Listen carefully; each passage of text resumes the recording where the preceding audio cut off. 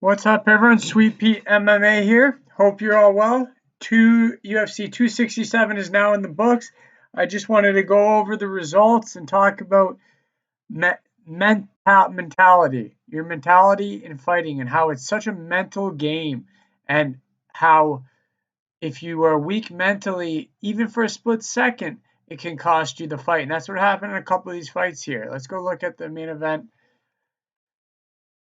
fights. We got the first fight, uh, Ankalaev versus Ozdemir. Magomed Ankalaev won the decision over Ozdemir. It was a great back and forth fight, but Magomed Ankalaev was a superior fighter. There's nothing there I wanted to talk about. Li Jinglinglang, can't say that properly, versus Hazmat Shimaev. Chimaev showed he's a real deal at 170. He's 6'2". He's huge. He could be knocking on Kamaru Usman's doorstep. He's one of the only contenders aside from Colby Covington, who I think has an opportunity or a chance even to beat Kamaru Usman for that welterweight title. Now we had the 6'7" Alexander Volkov, kind of getting on a winning streak here again, starting to be relevant in the heavyweight division, beating a very durable, very tough Marcin Tybura by decision, like I predicted. Now, here's a mental mistake which I want to talk about: Islam Makhachev versus Dan Hooker. It appears that Dan Hooker was so scared and nervous about the ground game of Islam Makhachev that he almost allowed himself to get submitted.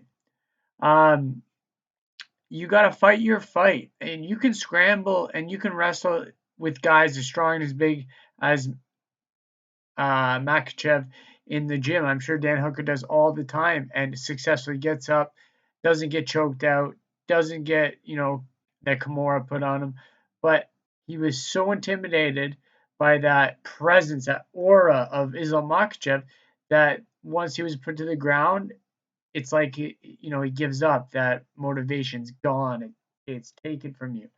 It kind of happened in the Peter Yan versus Corey Sandhagen fight. Um, Corey gave him his best shots in rounds 1 and 2, and Peter Yan kept getting stronger as the fight moved on. Like I said, he would drop the first 2 rounds and then win rounds 3, 4, and 5, which he did. He might even round one, round 2. That was on the fence. Could have gone either way. And then the championship belt, which kind of made me break even in my bets.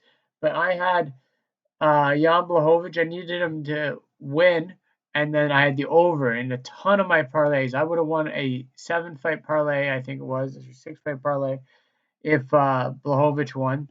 I would have won another 3 or 4 parlays if I had either Blachowicz winning or the over of 2.5 rounds. But it was in the second round, and Blachowicz got hit with a shot.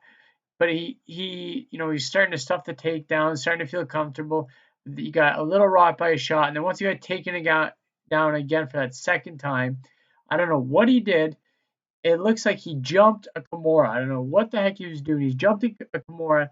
It kind of led to a position change where Glover got on top, and then eventually into a mount.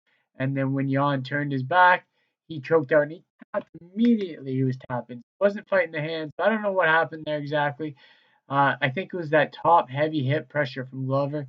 Uh, it's very impressive. John McCarthy speaks about it on weighing in, how heavy it is, and maybe Jan just felt suffocated, but it looked like he gave up real quick. Either way, the new champion is 42 years old, Glover Teixeira. Uh, just let that be a lesson, Cinderella story. Just like Jan with his win, becoming an older champion, you can do it. You don't have to be 22. This sport is about experience. It's about making the right decisions under pressure, about monitoring your diet, exercise, your training, your weight cutting, everything. It is a mental game more so than it is a physical game, even though it's physical combat fighting. It's a mental thing.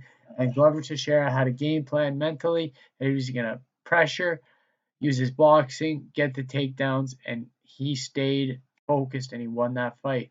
So good for you, Glover Teixeira. I feel bad for Corey Sandhagen, but he'll have his time. Overall, these were good fights. I just want to say, great event. UFC 267. I'm going to get these videos out sooner. I'm going to do one for UFC 268, a pre-fight analysis. I'll break down all the fights, who I think is going to win, and I'm going to check my Instagram, all my MMA platforms, Sweet Pete MMA. You'll find my bets.